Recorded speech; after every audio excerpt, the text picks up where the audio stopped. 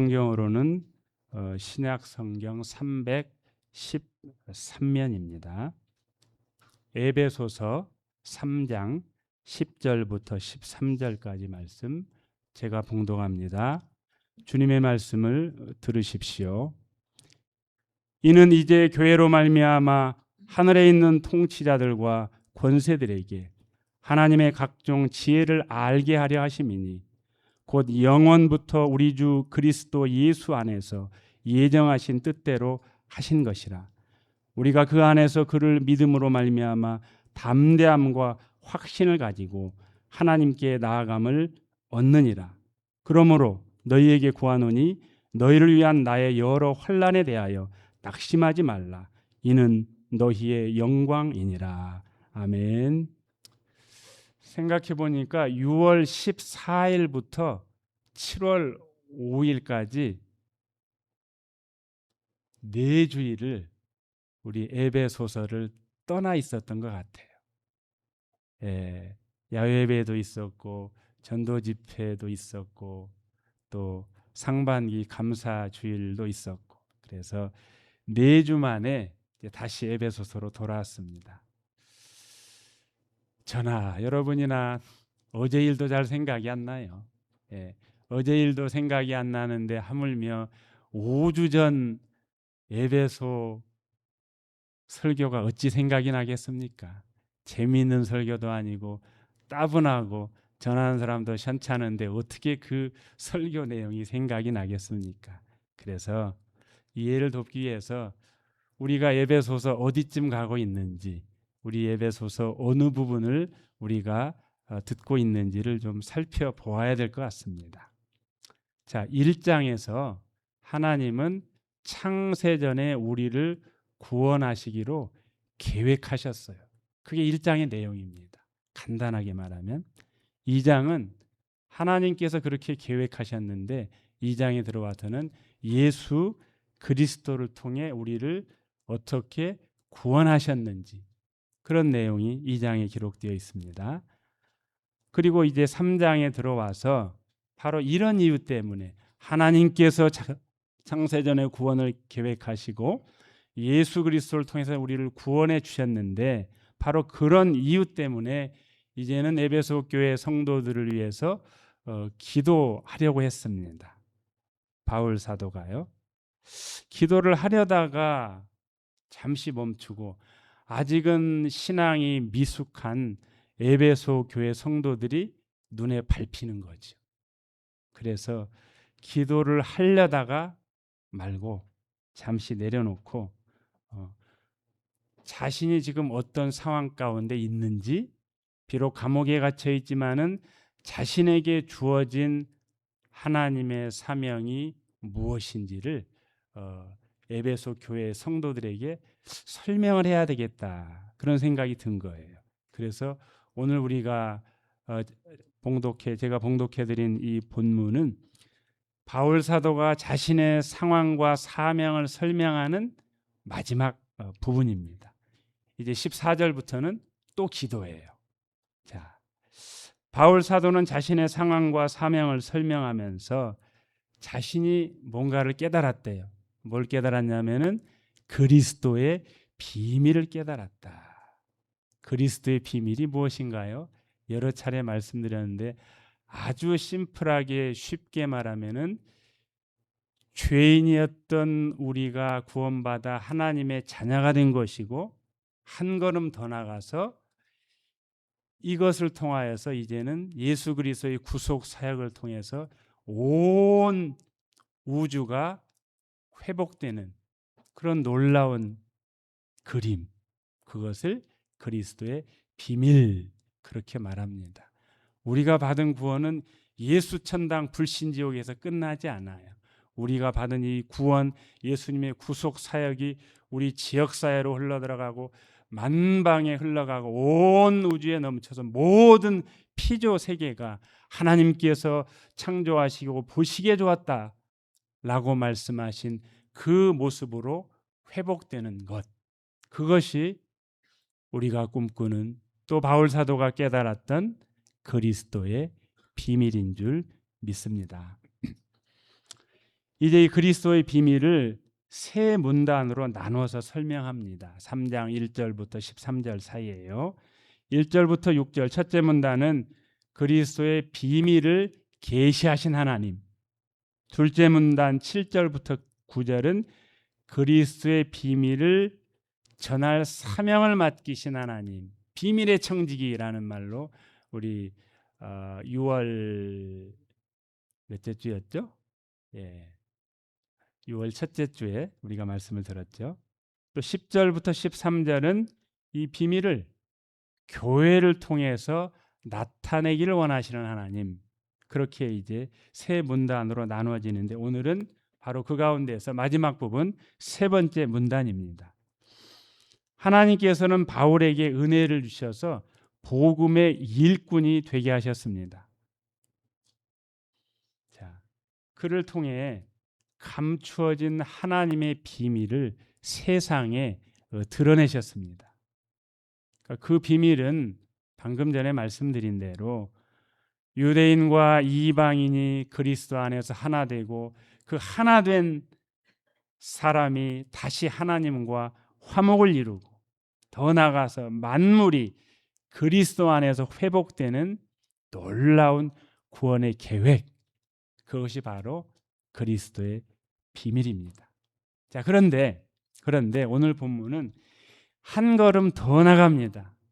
그렇다면 왜 그 비밀을 드러내셨는가? 무엇 때문에? 그 목적은 교회를 통해서 하나님의 지혜를 온 우주 가운데 나타내시는 것입니다. 일부 사람들은 기독교는 천박하다, 자기밖에 모른다, 이 세상에서도 복받아서 잘 먹고 잘 사다가 저 세상에 저 세상에 가서는 천국 가는 자기밖에 모르는 이기적인 종교다라고 비난하는 사람들이 있지요. 복음이 그렇게 작지 않습니다. 이 복음의 크기가 결코 작지 않습니다. 온 우주 가운데 교회를 통해서 온 우주 가운데 우리 하나님의 놀라운 경륜과 지혜를 드러내는 것, 그것이 복음 구원의 계획입니다. 여러분, 이 시간 하나님께서 이 교회를 얼마나 귀하게 여기시는지, 그리고 이 교회를 사용하여 무엇을 이루기를 원하시는지 선포되는 말씀을 통해 하나님의 음성 들으시길 바랍니다. 우리 먼저 10절을 같이 읽겠습니다. 이는 이제 교회로 말미암아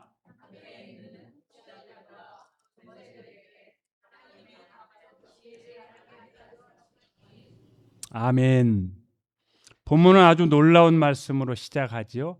이는, 왜냐하면 이는 이제 교회로 말미암아, 하나님께서는 이 세상 가운데 자신의 지혜를 만방에 나타내시는 통로로 교회를 선택하셨습니다.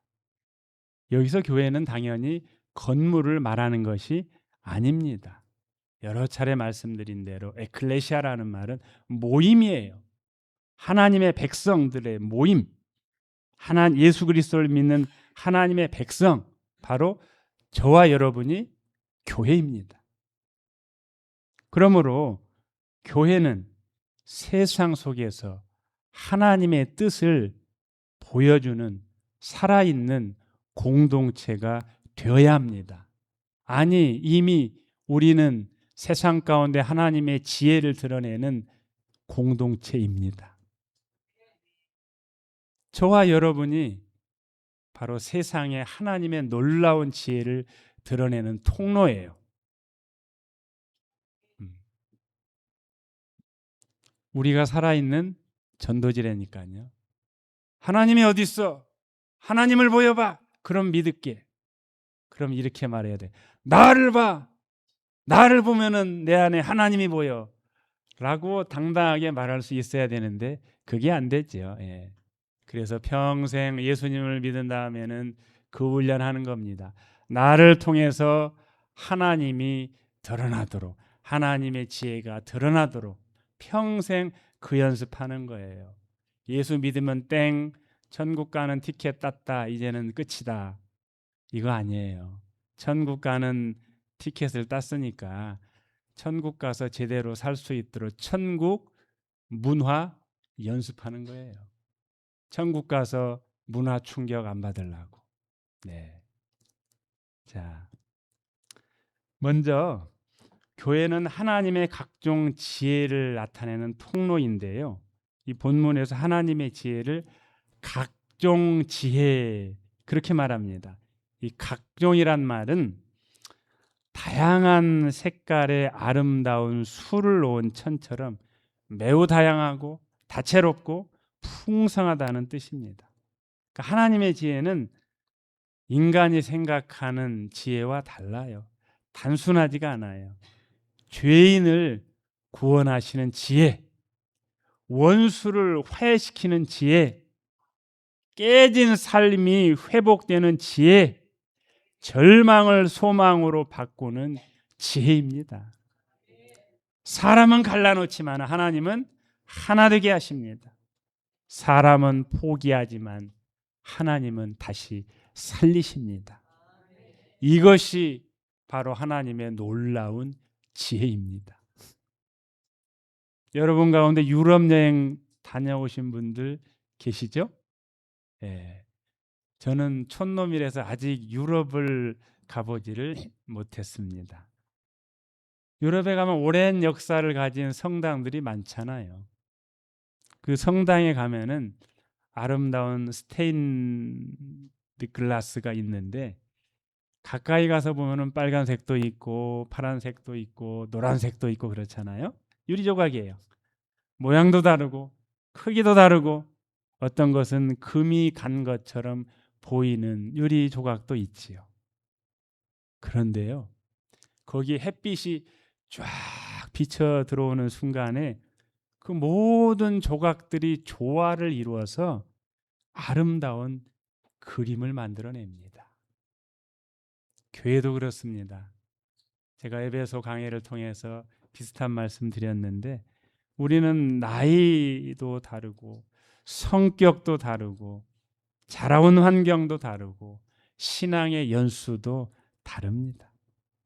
그러나 하나님께서 우리를 예수 그리스도 안에서 하나 되게 하시면 세상은 교회를 통해 하나님의 지혜를 보게 됩니다.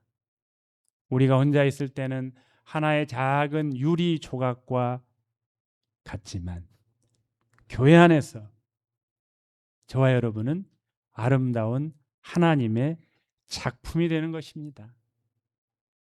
그래서 바울 사도는 이것을 하나님의 각종 지혜 그렇게 말하는 것입니다.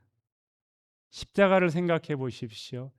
우리는 십자가를 액세서리로도 쓰고 강대상 뒤에는 잘 깎아놓은 십자가를 걸어놓지만 사실은 십자가는 저주의 상징이었죠.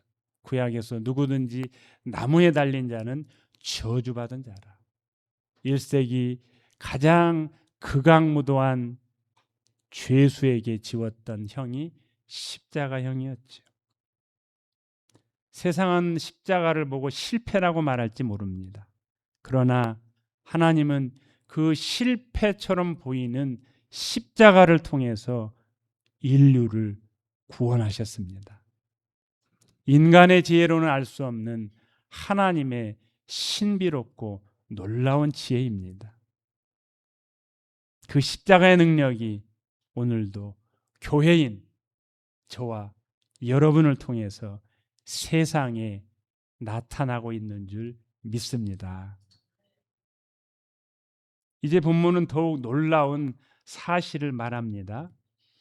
교회를 통한 하나님의 지혜가 단순하게 우리가 눈에 보이는 세상만이 아니라 하늘에 있는 통치자들과 권세들에게까지 알려진다고 말합니다.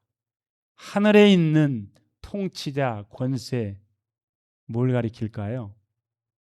영적인 존재들, 하늘에 있는 천사들과 같은 영적인 존재들을 가리킵니다. 다시 말하면은 하나님께서는 교회를 통해 눈에 보이는 세상뿐만 아니라 눈에 보이지 않는 영적인 세계에도 하나님이 자신의 지혜를 나타내고 계십니다. 우리는 이렇게 생각할 수 있습니다. 우리 같이 작은 교회가 무슨 일을 하겠는가? 그러나 하나님은 규모를 보시지 않습니다. 오렌지 카운티에 있는 그 놀라운 엄청난 규모를 자랑하는 그 큰 교회만 하나님이 임재하시는 게 아닙니다. 비록 초라해 보이고 인생의 황혼기를 사는 분들이 모인 렌트 교회라고 하더라도 이 교회에 하나님의 임재가 있는 줄 믿습니다. 하나님의 말씀을 붙들고 복음을 전하며 사랑으로 하나 되는 교회를 통해 하나님은 자신의 영광을 만방에 나타내기를 즐겨하십니다. 교회는 세상에서 가장 평범해 보이는 공동체처럼 보일 수도 있습니다. 그러나 하나님께서는 가장 위대한 일을 그 작고 초라해 보이는 교회를 통해서 이루어가고 계시는 줄 믿습니다. 이제 11절부터 13절 한번 보시죠. 자, 하나님께서 교회를 통해 지혜를 나타내시는 것은 어느 날 갑자기 즉흥적으로 하시는 일이 아닙니다. 이 일은 하나님께서 영원 전부터 계획하신 일입니다. 우리 11절 함께 읽겠습니다. 곧 영원부터 우리 주 그리스도 예수 안에서 예정하신 뜻대로 하신 것이라. 아멘. 하나님께서 교회를 세우시는 일을 갑자기 어느 날 갑자기 필이 와서 생각해내신 것이 아닙니다. 여기서 말하는 교회는 우리 눈에 보이는 지역교회를 말하는 게 아니고 예수 그리스도를 머리로 하는 우주적인 교회, 무형의 교회를 말합니다. 하나님께서 바로 이 교회를 세상이 창조되기 전부터 이미 계획하셨습니다.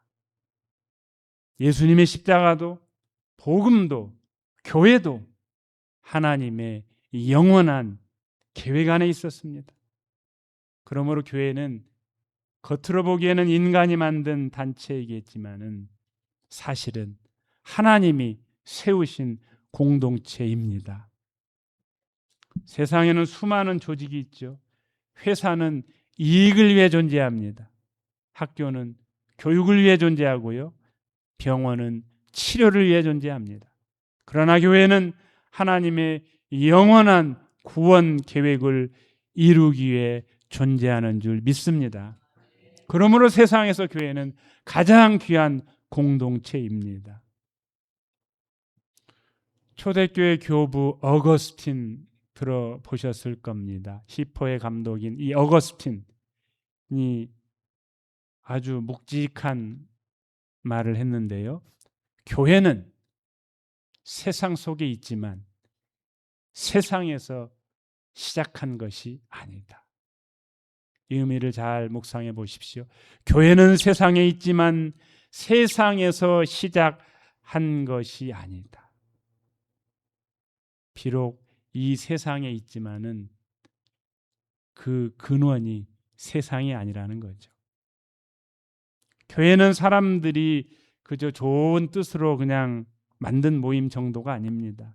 하나님께서 영원 전부터 계획하시고 예수 그리스도의 십자가로 세우시고 성령님께서 이루어 가시는 하나님의 공동체인 줄 믿습니다. 그러므로 세상은 변해도 문화는 변해도 교회는 하나님의 계획 안에서 끝까지 존재할 줄 믿습니다.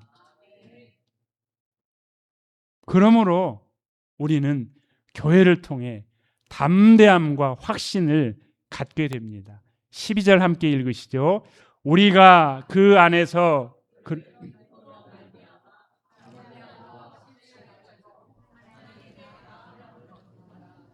아멘. 여기서 담대함이라고 번역된 단어는 그냥 용기, 담대해라 그런 말이 아닙니다. 고대 그리스에서 시민들이 자유롭게 의견을 말할 수 있는 권리, 그것이 바로 이 담대함이라고 번역된 헬란 말입니다. 파르레시아라는 말인데요. 그래서 숨기지 않고 거리낌 없이 말할 수 있는 자유.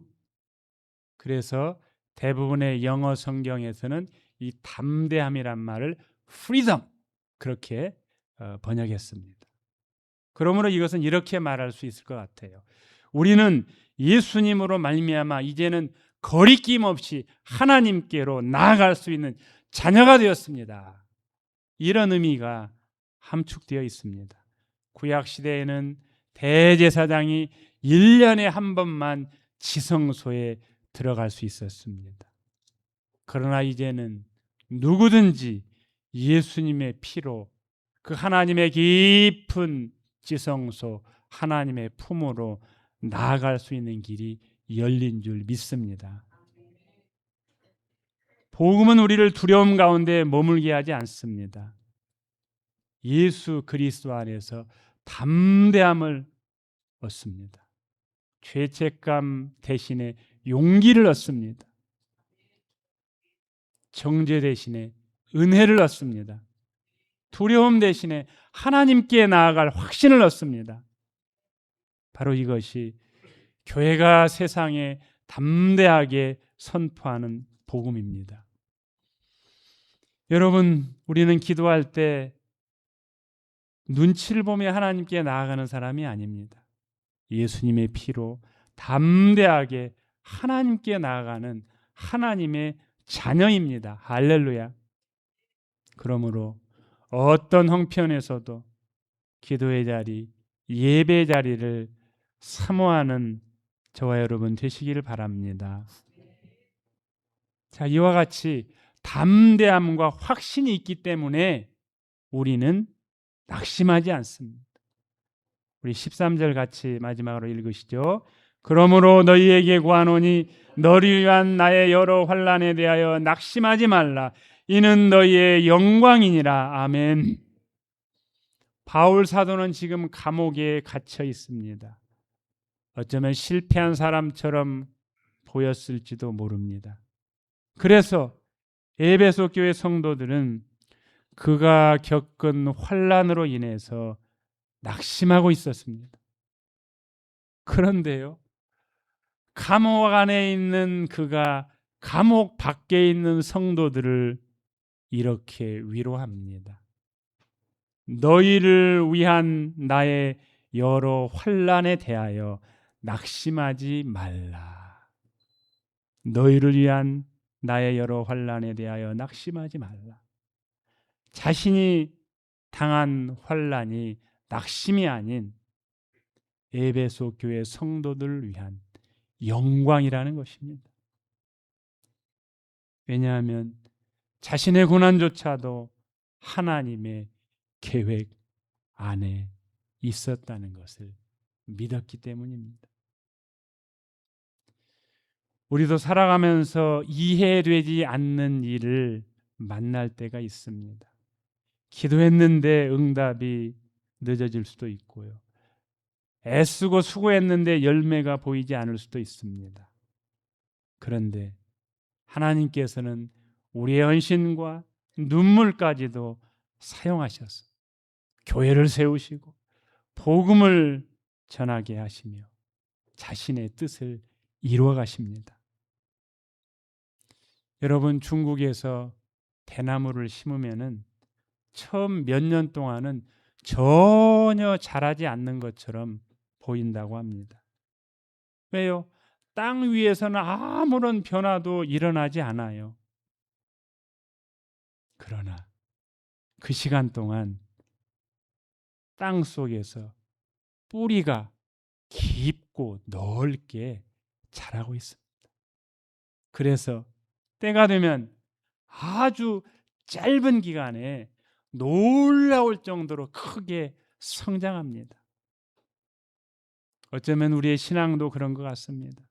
기도해도 아무 변화가 없는 것 같고, 그냥 내 믿음 그냥 어제나 오늘이나 그냥 그런 것 같고, 열심히 봉사하고 뭐 애를 써도 열매도 없는 것 같고, 눈물을 흘려도 아무 일도 일어나지 않는 것처럼 보일 때가 있습니다. 그러나 하나님은 보이지 않는 곳에서 이미 일하고 계십니다. 하나님의 때가 되면은 반드시 열매를 맺게 하십니다. 사랑하는 여러분, 그러므로 낙심하지 마시기 바랍니다. 이제 말씀을 맺겠습니다. 오늘 본문은 우리에게 교회가 얼마나 귀한 공동체인지를 보여줍니다. 교회는 하나님께서 영원 전부터 계획하시고 예수님의 십자가로 세우시고 성령님께서 오늘도 이뤄가시는 하나님의 공동체입니다. 하나님께서는 교회를 통해 이 세상과 보이지 않는 영적인 세계까지 그의 놀라운 지혜를 나타내십니다. 그러므로 우리는 이 교회를 사랑하고 교회를 위해 기도해야 합니다. 주님의 몸된 교회를 세우는 일에 감사와 기쁨으로 동참해야 합니다. 비록 기도 응답이 더디고 지금 이해되지 않는 일들이 있더라도 낙심하지 마십시오. 하나님께서 오늘도 여전히 교회를 통해 일하고 계신 줄 믿습니다. 하나님께서는 작고 초라하게 보일지도 모르는 이 머무는 교회를 통해서 여전히 일하고 계시는 줄 믿습니다. 사랑하는 머무는 교회 성도 여러분, 우리 머무는 교회를 통해 하나님의 지혜가 드러나고 사람의 영광이 아니라 그리스도의 영광을 나타내는 교회가 되기를 우리 주 예수 그리스도의 이름으로 축복합니다. 아멘.